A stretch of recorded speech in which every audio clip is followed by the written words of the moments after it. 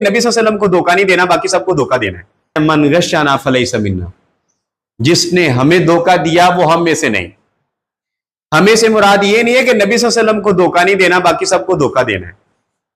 اس سے مراد یہ ہے کہ نبی صلی اللہ علیہ وسلم کی جماعت، نبی صلی اللہ علیہ وسلم کی امت، نبی صلی اللہ علیہ وسلم کو ماننے والے مسلمان مومن، ان لوگوں کو دھوکہ نہیں دینا۔ اگر ایسا ہوگا ہم دھوکہ دیں گے، فراڈ کریں گے، ان کے ساتھ چلاکیاں کریں گے، ہوشیاریاں دکھائیں گے، تو ہم رسول اللہ صلی اللہ علیہ وسلم کی جماعت میں سے نکال دیے جائیں گے، ہم ان کی جماعت میں باقی نہیں رہیں گے۔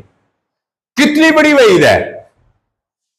ہم دیکھیں آج کل یہ تصور کرتے ہیں کہ ہم رسول اللہ صلی اللہ علیہ وسلم کے ماننے والے ہیں، ہم ان کے امتی ہیں، ہم جنت میں جائیں گے ہی جائیں گے، لیکن اس کے ساتھ ساتھ ہم دھوکہ دہی سے کام لیتے ہیں۔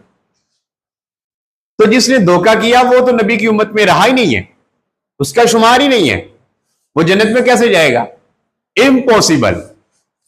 پھر رسول اللہ صلی اللہ علیہ وسلم نے فرمایا لا ایمان لمن لا امانت لہ ولا دین لمن لا عہد لہ، اس بندے کا کوئی ایمان نہیں ہے جس نے امانت میں خیانت کی، جس نے امانت میں خیانت کی اس کا کوئی ایمان نہیں ہے۔ پھر آپ نے فرمایا کہ اس بندے کا دین نہیں ہے جس بندے نے اپنے عہد کی پاسداری نہ کی۔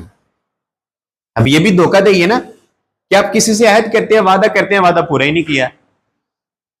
وعدے کی پاسداری ہمارے پولیٹیشنز، ہمارے سیاستدان 5 سال بعد آ کے کتنے وعدے کرتے ہیں، تو آپ دیکھتے ہیں کہ وہ وعدے پورے ہوتے ہیں؟ کوئی نہیں ہوتا۔ کسی نے کوئی وعدہ کیا، کسی نے کوئی وعدہ کیا، ہم آپ کی بجلی سستی کر دیں گے، ہم آپ کی تعلیم سستی کر دیں گے، ہم آپ کو یہ دیں گے، ہم آپ کو وہ دیں گے، لیکن کوئی بھی کچھ نہیں دیتا۔